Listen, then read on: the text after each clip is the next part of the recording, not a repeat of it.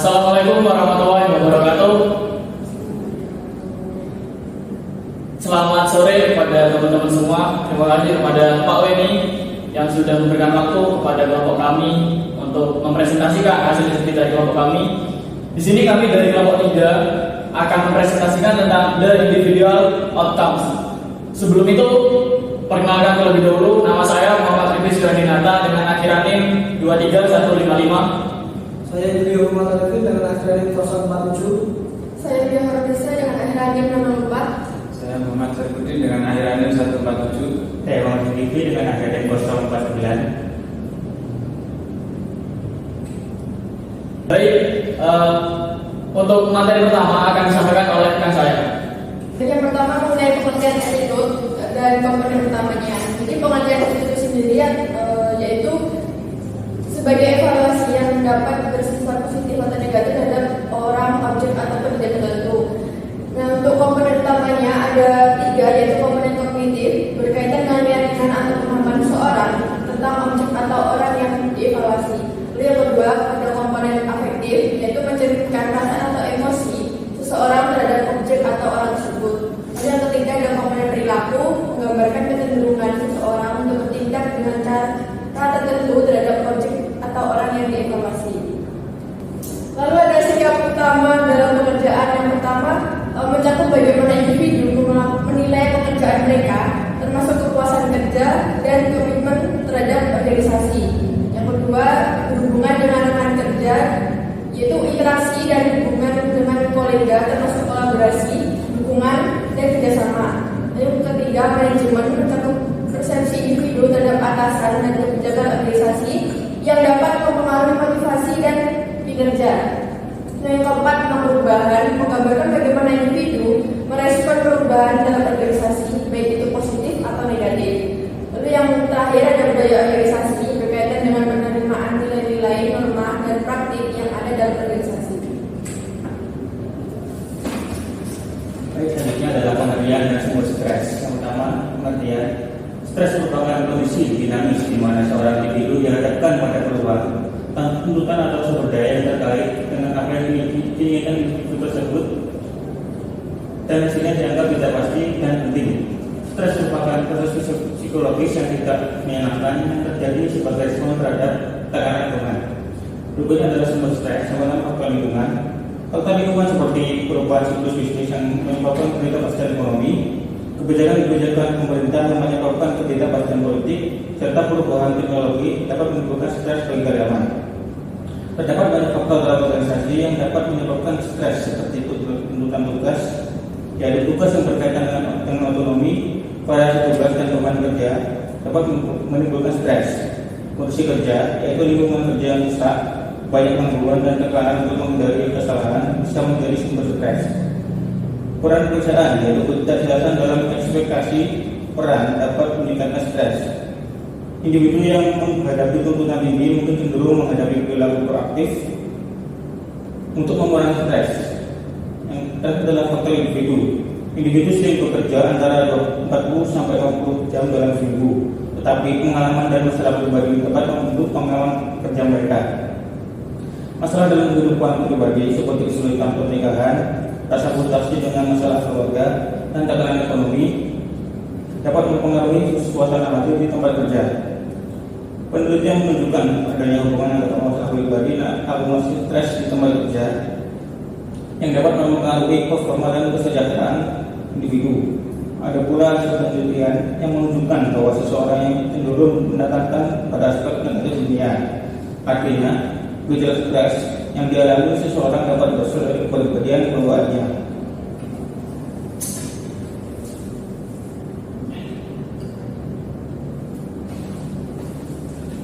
Baik, selanjutnya adalah stres individual. Stres ini terbagi menjadi 2 kategori, yaitu individual different dan cultural different. Maksud individual different ini terdiri dari 4, yaitu persepsi, job experience, social support, dan personality. Lalu untuk cultural difference itu terdapat 4, yaitu penyebab stres antar budaya, kepribadian dan stres setiap negara, perbedaan dalam individualis dan kolektivis.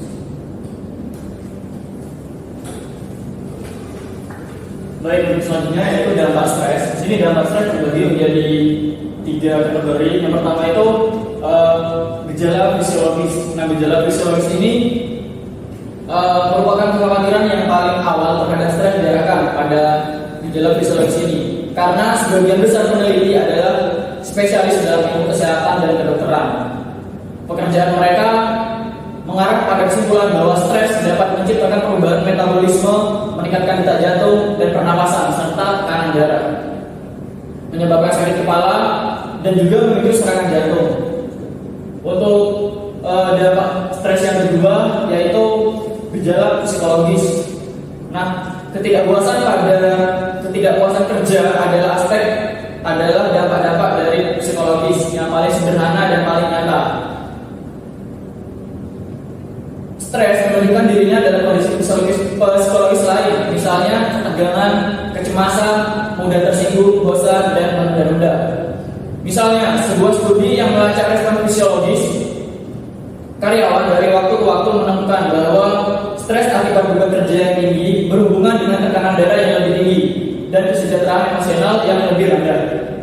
Selanjutnya, dampak stres yang ketiga yaitu gejala perilaku. Nah, gejala perilaku ini ada penelitian tentang perilaku dan stres telah dilakukan di beberapa negara, dan dari waktu ke waktu hubungannya tampak relatif dan konsisten. Gejala stres yang berhubungan dengan perilaku meliputi penurunan produktivitas, ketidakhadiran dan pergantian karyawan, serta perubahan kebiasaan makan, peningkatan kebiasaan merokok atau konsumsi alkohol. Selain itu juga biasanya ada bicara cepat dan juga gelisah serta gangguan tidur.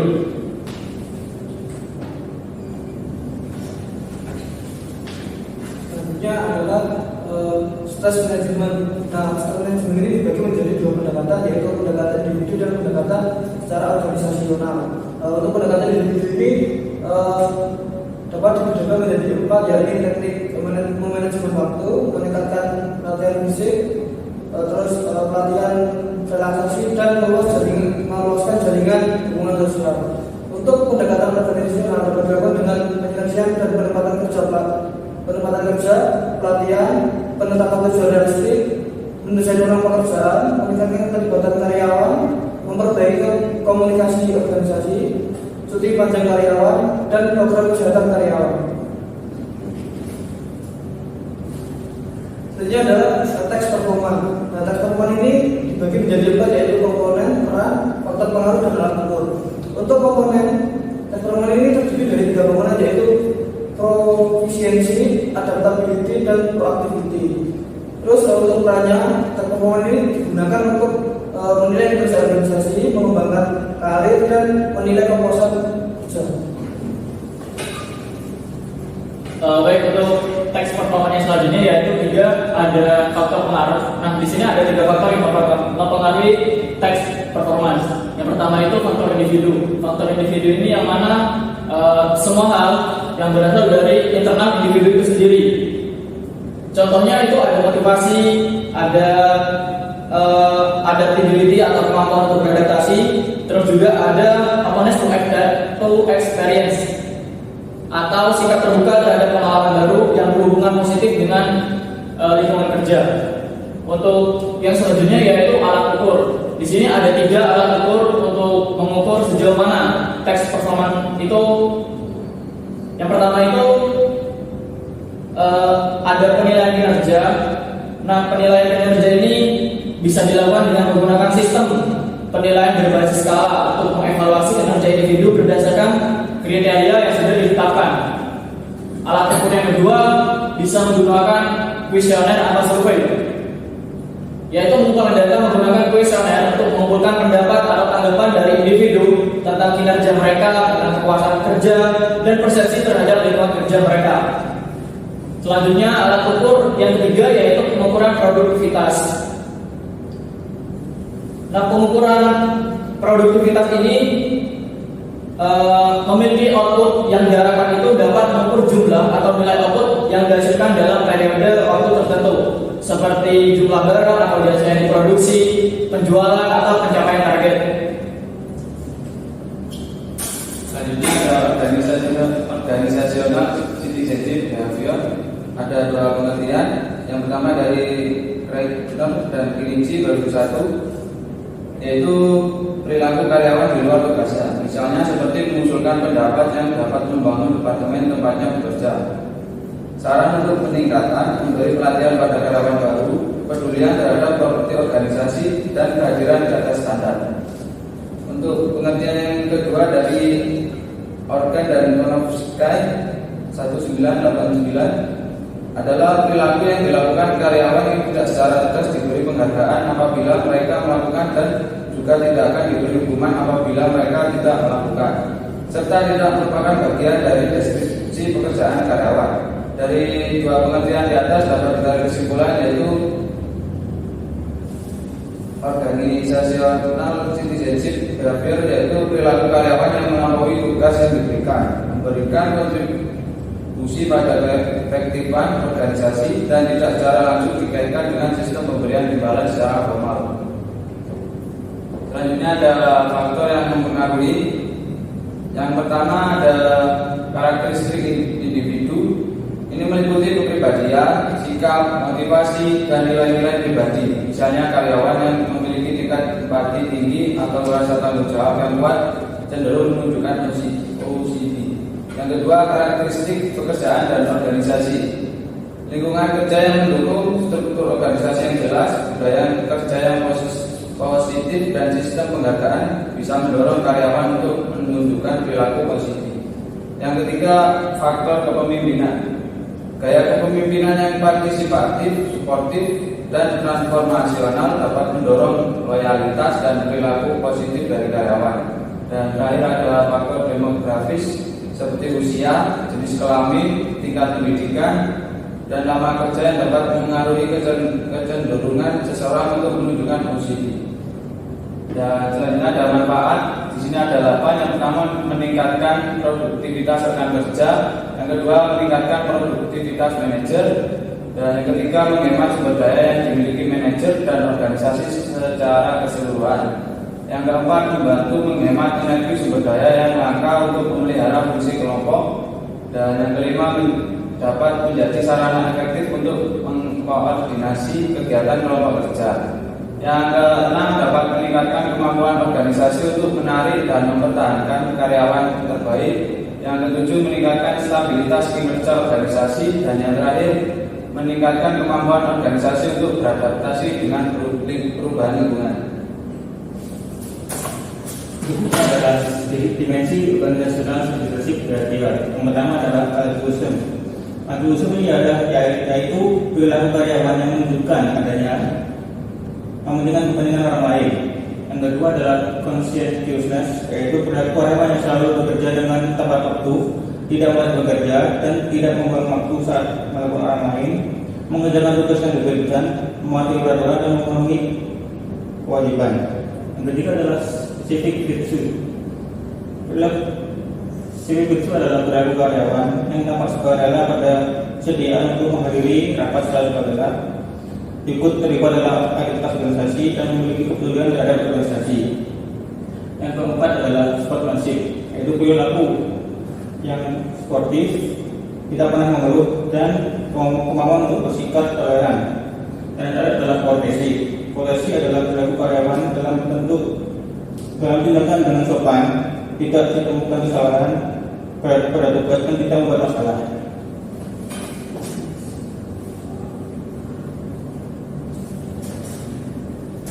Berikutnya adalah kepuasan pekerjaan dan OCD. Kepuasan pekerjaan menentukan OCD karyawan terhadap perusahaan.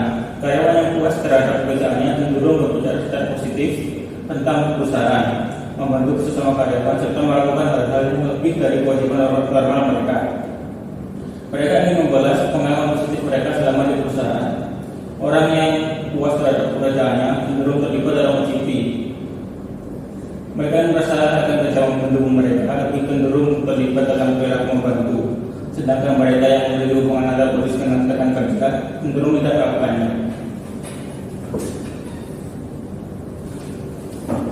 Lalu materi yang kedua tentang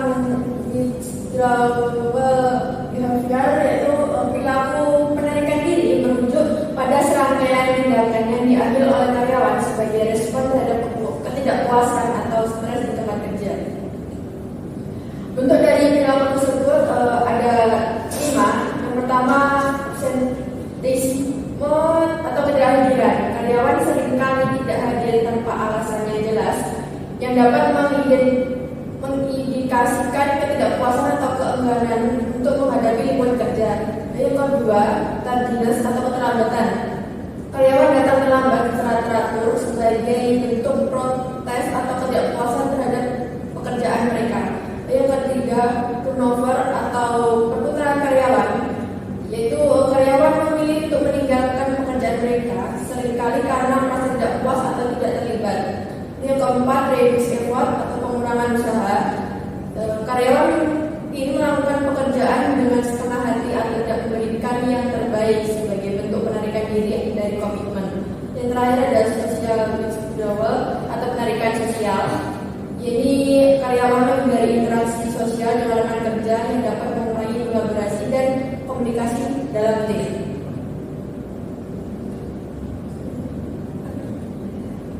Selanjutnya ada tipe struktur. Yang pertama, struktur fungsional, yaitu mengelompokkan karyawan berdasarkan fungsi, misalnya di struktur pemasaran dan keuangan. Lalu yang kedua, fungsi divisional berdasarkan produk pasar atau wilayah. Dan yang ketiga, struktur matris menggabungkan fungsional dan divisional untuk meningkatkan fleksibilitas dan responsivitas. Tadi ada studi kasus long hours, standards optimized and no sleep. This sound like a spider. Studi kasus ini menjelaskan bahwa pada tahun 1970-an, para penulis memperkirakan teknologi akan membuat pendek waktu kerja bagi kebanyakan orang. Namun pada dunia kerja saat ini, banyak manajer kesulitan menyempatkan waktu mereka untuk pergi dari pekerjaan mereka. Studi ini memperkirakan 30% profesional mengambil waktu liburan kurang dari yang diberikan, dan 42% secara teratur harus membatalkan acara liburan mereka. Kemudian ada lagi memberikan beberapa contoh, yaitu Gian Paulo Lombardo bekerja untuk perusahaan transportasi sering menghabiskan waktu di pesawat dan hotel. Dia punya waktu untuk keluarga.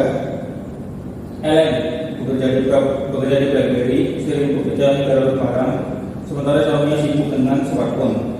Irene C. bekerja di Departemen Perdagangan Obligasi Pemerintah di Goldman Sachs, mengalami naik turunnya pasar saham selama 10 tahun. David Clark sebagai penelitian pemutaran global di MTV, sering berpergian keliling dunia sekitar 200.000 mil per tahun dengan jadwal harian yang dimulai pada pukul 5.30 pagi. Artikel ini menunjukkan bahwa sementara orang meninggalkan pekerjaan dengan jam kerja 60 jam per minggu dan perjalanan konstan, tuntutan pekerjaan seperti itu dilakukan untuk semua orang. Namun beberapa pekerjaan dengan jam kerja panjang dan stres tinggi bisa melepaskan bagi individu tertentu.